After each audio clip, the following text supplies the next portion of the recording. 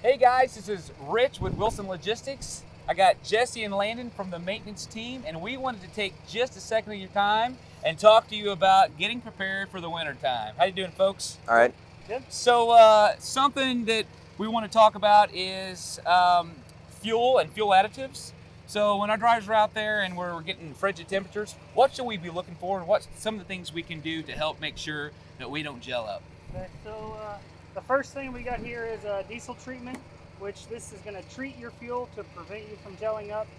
You can get this anywhere, truck stops, TAs, Petros, Walmart. It's got directions on the back. It tells you how much per gallon at what temperatures. So it's easy to read. You can always call in to break down and we'll help you. No problem there. So that's going to treat your fuel to keep you from gelling up. And then also what you're going to keep on the truck is some diesel 911 and some spare fuel filters. So in case you do gel, we want the fuel filters so road service doesn't have to go and find the correct filters for your truck. And the diesel 911 is going to help to de-gel that fuel in the system. So don't use this to treat. This is just for emergencies only, and that's going to keep you rolling. And as far as fuel gelling up, so just it's important when you're trip planning, you may start in Florida, but you may end up in Pennsylvania, and temperatures can change like that. So that's very important, is to just know where you're going and what temperatures you're going to run into. That's great. So something else that we see in the wintertime is batteries, right? Yep. Just completely draining quicker. So you guys want to talk a little bit about that, maybe some preventative maintenance that we could do out on the road? Check your battery connections, make sure everything's tight. Always make sure that alternator's putting out good voltage. Each truck will read voltage out in the dash. So like I said, you can call into us and we'll help you get through that as well. Tell you what you should be looking at as far as charging. Wintertime is really hard on batteries, so if we're keeping them up to par every day, we shouldn't run into any issues. Great. Now, Jesse, on the windshield wipers, a lot of times you see that if we just put standard windshield wiper fluid in these reservoirs, we could get some slushing, right? Yes. So is there something specific we want to be looking for on windshield wipers and the fluid that we're putting in them? Yes. So windshield wipers, they make winter grade windshield wipers that have deflectors on them to kind of help with the ice buildup so they don't freeze as bad. And then also they make winter grade windshield washer fluid so that it won't freeze in the tanks, and it can also help de-ice the windshield. It get up to like -20, -30 degrees depending on the brand, but that will help with the windshield wipers and the freezing of the windshield. Okay, great. So let's kind of pause on the maintenance side and talk a little bit more about something else on the safety side, because we want this kind of be two-part. A lot of times drivers are thinking about wintertime driving and they're thinking about, I got my anti-gel, my wiper blades are good, and then they roll out of here and the only thing they've got in their bag is some flip-flops and gym shorts, right? So we do know that there are situations that arise where that driver might have to be in inclement weather, get out and do maintenance on their truck. So we want to make sure that they're prepared with proper PPE, right? That protective equipment. So that's going to be your gloves, your thermal wear, including your good boots, pants, long sleeves, jackets, things of that nature. But also a lot of people are not aware of the fact that you get more dehydrated actually in the wintertime because your body's not telling you that you're dehydrated, right? Yes. So we want to make sure that our drivers have plenty of water and fluids on their truck, plenty of food in case they get stranded somewhere. Some of the other safety items that you might want to take with you is a phone charger, flashlights, batteries, hammers, tools, things of that nature to make sure that we're fully prepared. Extra fuses, make sure that your heaters in your truck are working good. So those are just a couple of things that kind of work hand in hand with what you guys were talking about, right? Yes. So why don't we step back here and look at a couple of things we were just talking about, just kind of show our drivers. So one of the most important things that I can think of, if you're on the side of the road and you need to do something on your truck in a whiteout condition, we got snow or ice or anything like that, is we got to put our triangles out. And a lot of drivers, yeah, man, I got my triangles. I've seen that red box. But we know sometimes you can open it up and there's only one in there, right? Make sure we got 3 triangles, folks. Make sure they all work properly. That's a part of your pre-trip inspection, right? Yes. So what else, Landon? What about with with our airlines. Want to talk a little bit about that? You may run into an issue where trailer brakes won't release. There could be moisture built up in the system, so they have an airline antifreeze. On the truck side, that air dryer is going to keep your system dry and free of moisture. You should always drain your tanks on your truck, especially getting into these cold temps, because it can build up moisture in the tanks, and then you're just pushing moisture through your lines. So draining your tanks is very important.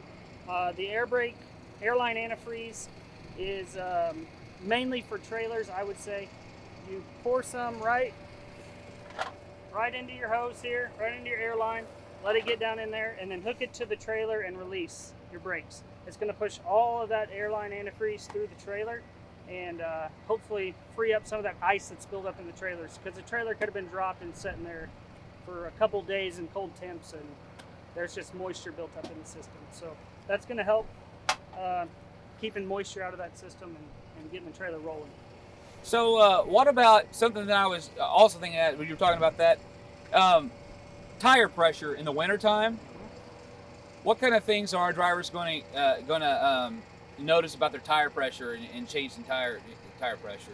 It's definitely going to drop, especially if you park overnight. Your pressure is going to go down. The air it drops, and then as you start to roll, your pressures are going to heat up. That air is going to expand. So you may see a low pressure in the morning. Obviously, a good part of the pre-trip, checking your tire pressures. If they've dropped 10 pounds overnight and it's cold, it's not a huge deal. They're going to heat back up. But it is important to keep an eye on those things as you're rolling to make sure they are coming back up and we don't have a leak. But you will see a decrease in pressure. What about with brakes? Because I know that a lot of people, there's snow on the road and ice. I don't have to worry about anything getting heating up and my brakes catching on fire. Is that true, folks? In the wintertime? No. Still going down a hill, if you get them really hot, they still will heat up a lot. Yeah, and that's why I got this puppy out right here, our fire extinguisher, because we want to make sure in the wintertime that our fire extinguisher is in the green, fully charged. It's ready to go. It's working properly. I want to make sure we got the pass. You got to pull, aim, squeeze, go from side to side. That's our pass mechanism there. So I'll set that aside. But something else I wanted to talk about was the exponential temperature change. So brakes and tires, that exponential temperature change. We see that a lot of times. The driver will check their tire pressure. Man, I'm good to go, but it's freezing outside and they're going down the road, and as they heat up, but they do that pre-trip in the morning and don't do it anymore. That's something that we want to do often in the wintertime, correct? Yes. And a good mid-trip should be done year-round, but especially in the winter, just so you can keep an eye on things like that more. So a good pre-trip, mid-trip, and a post-trip, and you're in tip-top shape. Awesome. So while we're over here, guys, let's go right over here to these chains. So we all know that there's several places that we go to. It's just chain requirements. Whether you throw them or not, you're just required to have a minimum amount of chains, correct? Correct. But one of the things we want to make sure of is that we don't just have the chains, that they're in good working order. We get them out and they're not tangled, that they're hung properly. So can you talk a little bit about our chains? Just a little bit about properly securing those on the holder there. Well, all of our trucks have chain holder hangers on them. So yes, you can lay them out and hang them nicely. Generally, our trucks, to keep them in the best shape, leave them in the bag and put them under the bunk. They're going to stay out of the weather and out of the elements, and you have them on the truck. I would recommend that myself, but if you want to hang them, this one's hung pretty well. They're not dragging on the ground. They're not going to wear a link out dragging on that pavement. So if you get somewhere, and let me show you guys something. Right here, check this out. It's been cut. Yep. So that's a pre-trip thing. You get somewhere and somebody's cut the lock off of your chain holder, took a couple of your chains because they need a couple at a truck stop or whatever. Next thing you know, you get in a situation where you need them. You ain't got a lock on your chain holder. That's a good thing to check for right there. When you're doing your pre-trip inspection, you got to think about everything you need in that crucial moment due to the weather, right? So that's something that we need to make sure that we're looking for. Make sure that no one has messed with or tampered with our chains. So something else I wanted to talk about. We talked about proper PPE, making sure we got good boots and slip-resistant wear, good gloves. But you were talking about the airlines a while ago. You know, a lot of times a driver's so concerned about maybe putting in the fluid in their airlines, knocking that ice out, they don't properly do a good 3-point on their catwalk. This is a place right here, folks, especially in the wintertime, where we see a lot of injuries. In the wintertime, you got to getting in and out of your tractor, make sure you got a good 3-point. Walking around your truck, make sure you got a good 3-point. When you're working on it and you're on inclines, we're talking about ice and snow, make sure that your brakes are set. If you're on slippery inclines, make sure that we're chalking our wheels. These are things that will keep us safe and make sure that we get home. So is there anything at this side of the truck that you'd like to talk about? Anything else, gentlemen, on this side? Not that I know of. Yeah. Okay, so what about lights? In the wintertime, do you think we see more of an increase in lights, burning out lights? I wouldn't say necessarily an increase, no. Okay. No. Okay, still something important to have, right? Yes, very important. So, something that I'd like to add, folks. So, with these trucks, we know early in the morning that truck's going to be cold.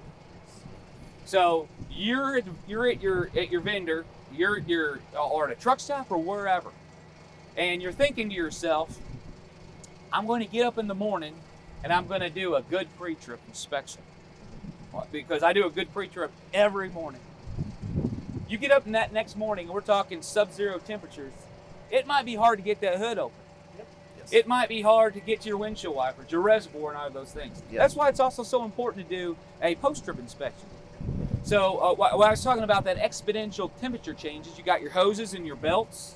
Something that we've seen in our industry throughout the course of the day, you've got heater hoses, you've got your fan belts. As they get hot, that rubber it expands and decreases, right? Expands and contracts, I'm sorry. So at the course of the night, those hoses can bust, right? You see hoses that guys call you and say, hey, Landon, I got fluid all over the ground. Wouldn't you rather know that at night? Because I guarantee you when that driver sets his brakes for the night, there's a couple hours there where they're probably settling in, eating dinner. So that's why it's important to let your truck kind of cool down a little bit and do that good walk around. Look underneath the truck, make sure there's no fluid all over the place, make sure you ain't got no belts hanging, and then you can give our team a call and we can get on it. So when you wake up in the morning, you don't have to sit in frigid temperatures waiting on someone else to get to you. Because when you're broke down, everybody's broke down. Yes. Right?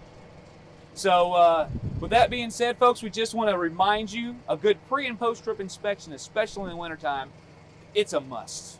Yes. We want to make sure that you've got your triangles, your fire extinguishers charged, your chains are where they're supposed to be, you've got the proper amount, you've got food, you've got water, the proper clothes, phone chargers, batteries, emergency equipment, like first aid kits, hammers, screwdrivers, anti-gel. We've got windshield wiper fluid that's for cold temperature rated. Good windshield wipers on our truck. Good windshield wiper scrapers. Is there anything else I'm missing there, folks? Not that I know of. I mean, we want you all to be prepared. We want you to be safe. And thank you for all you do. Guys, thank you very much for taking some of your time and talking to our fleet. And we'll see you out on the road, guys.